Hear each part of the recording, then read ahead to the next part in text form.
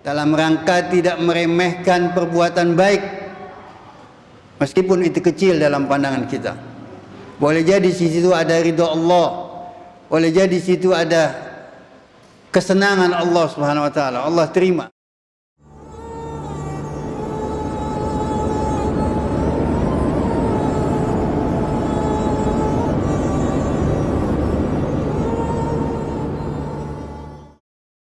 Alhamdulillahi Rabbil Alamin, wa ashhadu an la ilaha illallah waliyus salihin, wa ashhadu anna Muhammadar Rasulullah khatamul anbiya'i wal mursalin. Allahumma salli wa sallim ala sayyidina wa habibina wa syafi'ina wa maulana Muhammadin an-nabiyil amin wa alihi at-tayyibin at-tahirin wa ashabihi al-mayamin. يقول الله تبارك وتعالى في كتابه الكريم وهو أصدق القائلين بسم الله الرحمن الرحيم والعصر إن الإنسان لفي خسر إلا الذين آمنوا وعملوا الصالحات وتواصوا بالحق وتواصوا بالصبر صدق الله العظيم. عباد الله أوصيكم وإياي بتقوى الله وطاعته لعلكم ترحمون. Kaum muslimin yang dimuliakan Allah Subhanahu wa taala, kita berada di Jumat pertama di bulan Safar. Setelah sebulan yang lalu berlalu bulan Muharram tahun 1443 Hijriah. Kesehatan yang Allah berikan, akal sehat, kemudian kenyamanan dalam tempat tinggal kita masing-masing, anugerah besar dari Allah Subhanahu wa taala. Kaum muslimin, di masa Nabi ada salah seorang sahabat Nabi yang meninggal dunia. Setelah itu Nabi bertakziah, melayat kepada keluarganya, menghibur keluarga yang sedang mendapatkan musibah. Kemudian di antara pertanyaan Nabi yang diajukan kepada keluarga yang sedang berduka ini, ditanya apa yang diomongkan almarhum ketika menjelang akhir hayatnya. Ada ya Rasulullah kata-kata, kalimat yang kita nggak paham maksudnya apa itu. Apa kata Rasulullah? Dia mengatakan, coba lebih jauh lagi. Kata Rasulullah, tahukah kamu kenapa dia mengucapkan kalimat tersebut menjelang akhir hayatnya?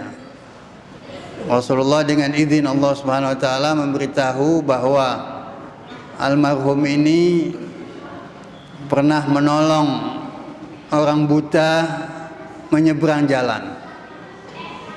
Hanya beberapa langkah atau beberapa puluh langkah. Nah, di akhir hayatnya itu Allah perlihatkan amal baiknya, ini ganjaran yang dia akan dapat, sehingga dia mengucapkan coba lebih jauh lagi. Kalau lebih jauh lagi tentu pahalanya lebih besar di sisi Allah Subhanahu wa taala. Jadi dalam cerita ini kita jangan menganggap remeh perbuatan kecil yang baik, meskipun itu kecil. Lakukan yang kita bisa lakukan. Jangan malas.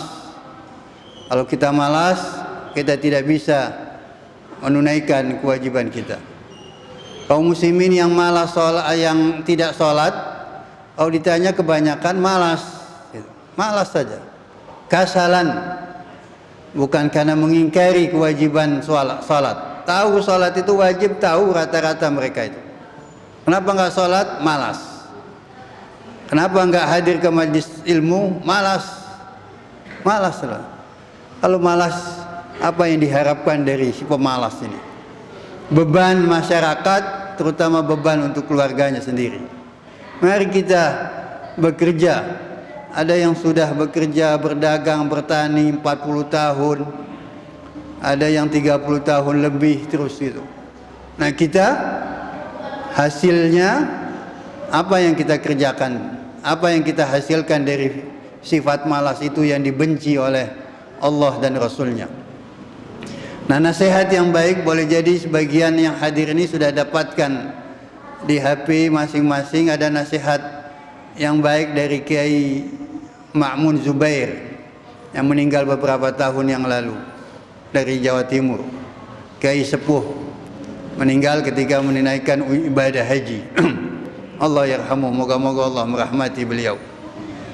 Nah, salah satu yang dinasehati adalah yang saya baca itu di HP itu menarik, dalam rangka tidak meremehkan perbuatan baik meskipun itu kecil dalam pandangan kita. Boleh jadi di situ ada ridha Allah, boleh jadi di situ ada kesenangan Allah Subhanahu wa taala. Allah terima. Buktinya tadi sahabat Nabi menolong orang yang menyeberang jalan karena dia buta. Hanya 1 menit atau 3 menit dia katakan coba lebih jauh lagi, tentu pahalanya besar, lebih besar yang saya terima dari Allah Subhanahu wa taala. Nah, ini Kiai Maimun Zubair ini menasihati kalau kita di kamar mandi kita itu suka ada semut yang ada di kolam kita atau di bak mandi kita itu ada 1, 2, tolong angkat dia. Boleh jadi dia cari makan untuk anaknya, kita kan nggak tahu. Nah, kita tolong itu menyelamatkan dia dan menyelamatkan anaknya yang sedang diberi makan sama dia. Di situ dapat keridhaan Allah Subhanahu wa taala. Pekerjaan kecil. Bahkan ada hamba Allah yang saleh, saksi hidupnya masih ada. Orang Jawa Timur juga sudah meninggal. Rumahnya terbuka, suka didatangi tamu, diberi makan. Makan siang, makan pagi, diberi makan itu. Kemudian dia pelihara kambing, dikasih makan sendiri dari tangannya. Nah, tamunya ini saksi hidupnya mengatakan Anda luar biasa, dia bilang. Sudah kasih makan orang, kasih makan juga kambing, disuapi lagi itu. Dikasih kulit pisang atau dedaunan itu. Dalam rangka mendidik si hamba Allah yang saleh ini mengatakan apa? Jangankan kambing, semut, dia bilang, semut yang ada di sekeliling rumah saya itu saya kasih makan. Semut, boleh jadi ada roti kering atau makanan yang sudah kita tidak makan, roti kering dikasih gula sedikit, kasih makan itu semut. Semut yang seumur hidup boleh jadi kita musuhi itu kalau banyak itu. Bahkan kita bakar kalau ada di pohon kita seperti itu. Padahal dilarang oleh Nabi membakar binatang seperti itu. Ya, ini ada hamba Allah tinggal di Indonesia, di Pulau Jawa ini, kasih makan semut. Tadi tamu sudah dikasih makan sama dia, semut pun dikasih makan sama dia. Nah, ini perbuatan kecil tapi jangan anggap kecil, jangan anggap remeh. Boleh jadi di situ ada ridha Allah Subhanahu wa taala. Begitu juga kata-kata yang baik untuk orang tua, menyenangkan, apa, kepengen apa. Boleh jadi situ orang tua yang sudah sepuh, orang tua kita merasa tersanjung betapa nikmatnya kalau punya anak seperti ini.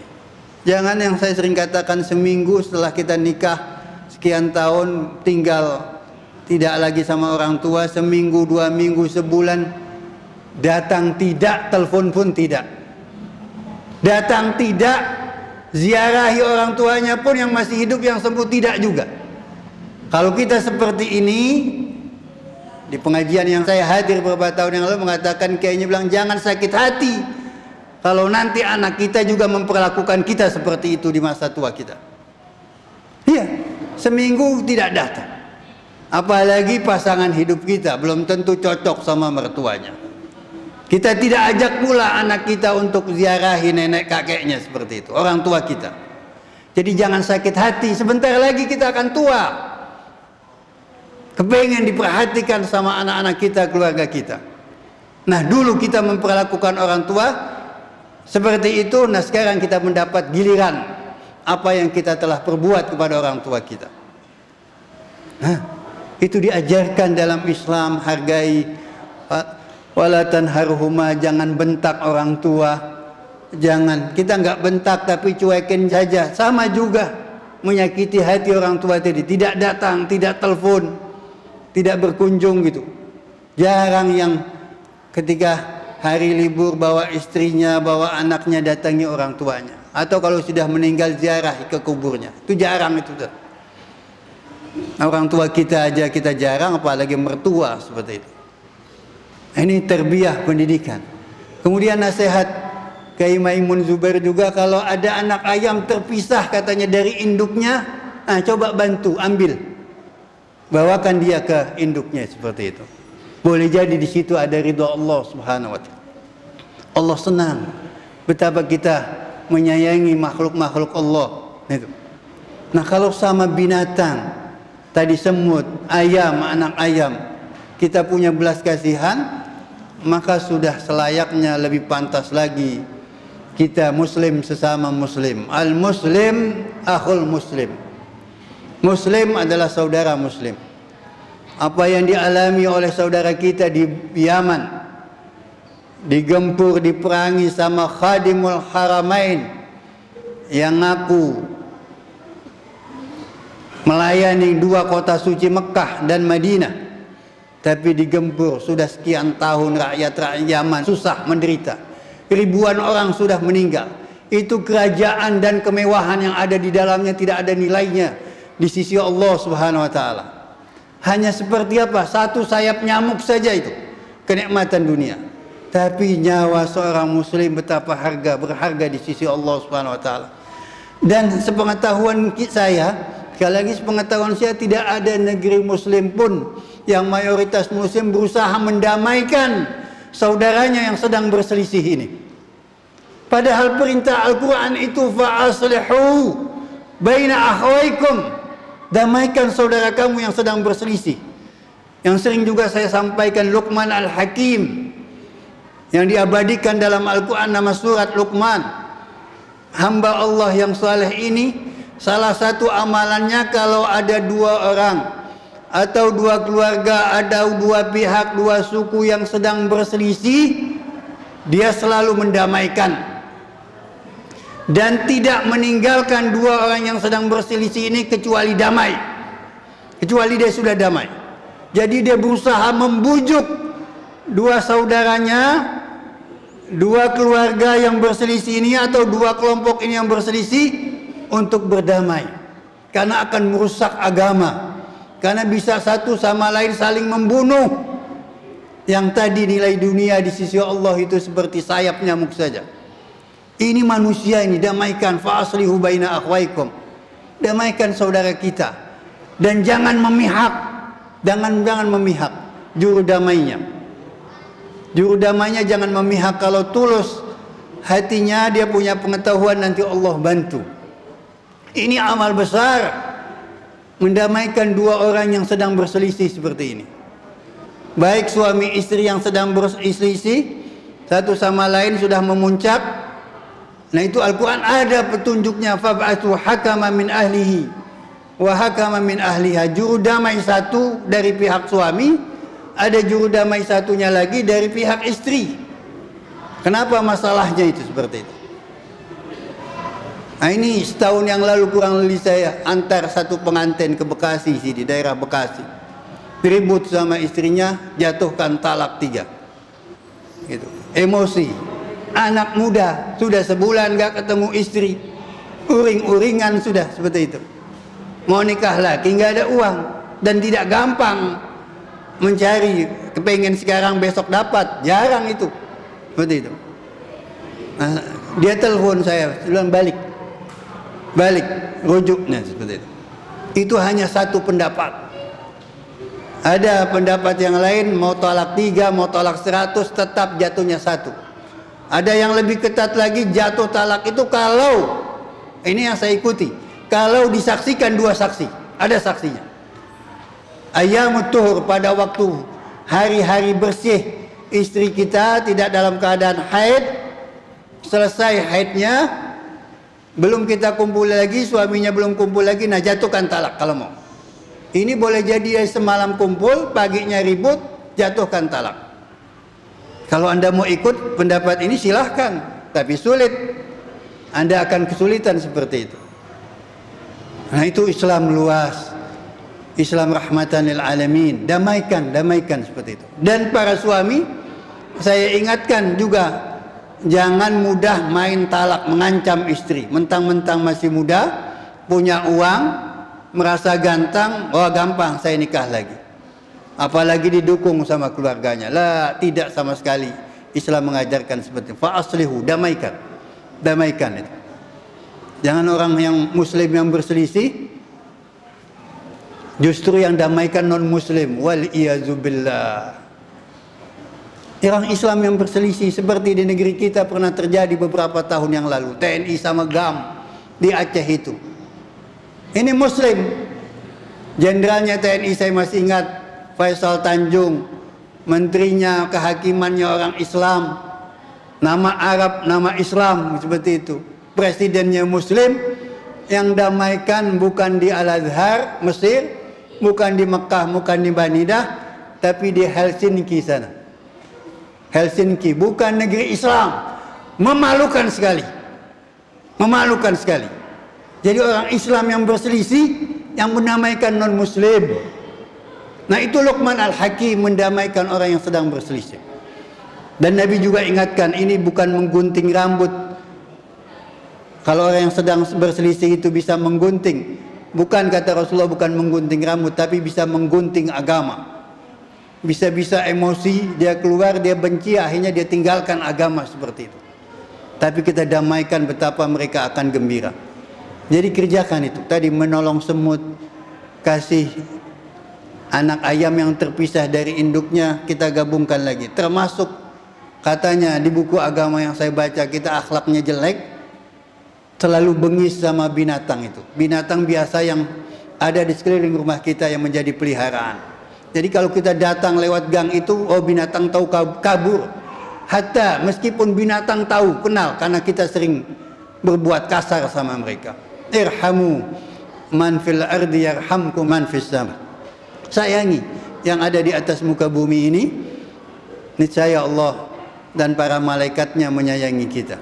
Seperti sahabat tadi itu, sahabat Nabi. Coba dibilang lebih jauh lagi saya nolong orang buta tadi. Yang kedua katanya yang sahabat meninggal itu, dia katakan yang keluarganya tidak paham, coba semuanya.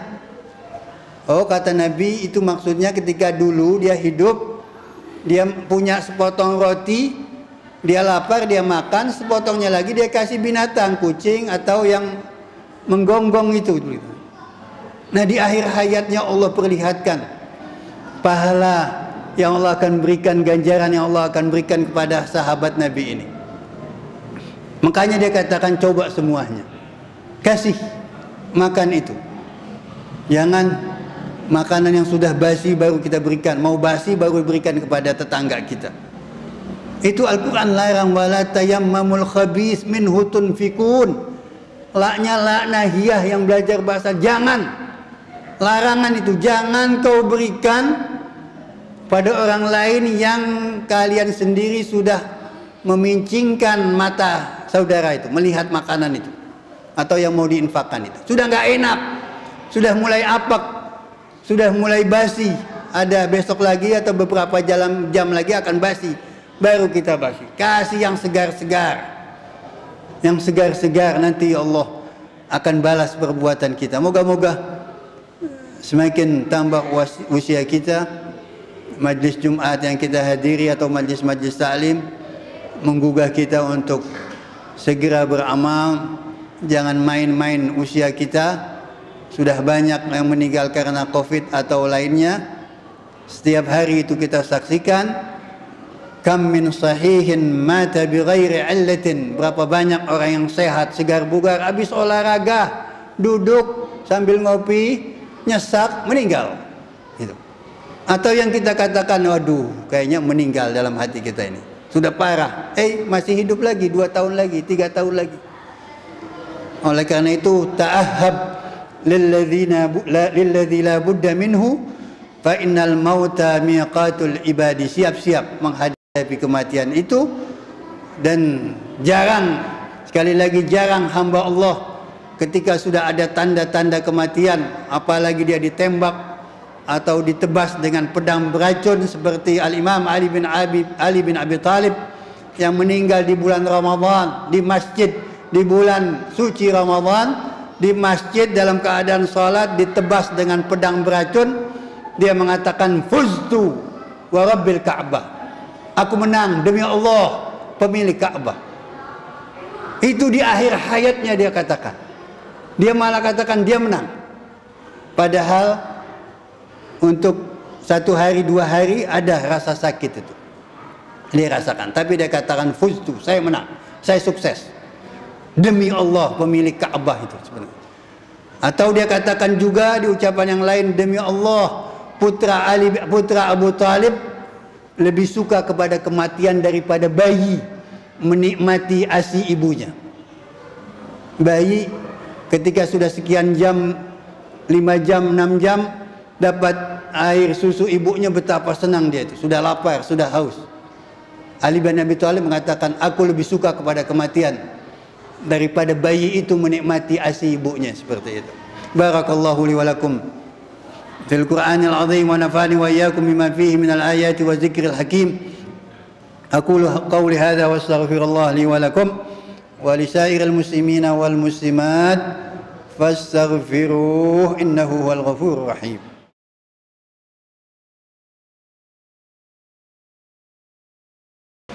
الحمد لله رب العالمين وبه نستعين على أمور الدنيا والدين وأشهد أن لا إله إلا الله الملك الحق المبين وأشهد أن محمدا رسول الله خاتم الأنبياء والمرسلين اللهم صل وسلم على سيدنا محمد وآل سيدنا محمد عباد الله أوصيكم وإياي بتقوى الله وطاعته لعلكم تفلحون يقول الله تبارك وتعالى في كتابه الكريم وهو أصدق القائلين إن الله وملائكته يصلون على النبي يا أيها الذين آمنوا صلوا عليه وسلموا تسليما اللهم صل وسلم على سيدنا محمد وآل سيدنا محمد كما صليت على إبراهيم وآل إبراهيم وبارك على سيدنا محمد وآل سيدنا محمد كما باركت على إبراهيم وآل إبراهيم في العالمين إنك حميد مجيد ورضي الله تعالى عن الخلفاء الراشدين المهديين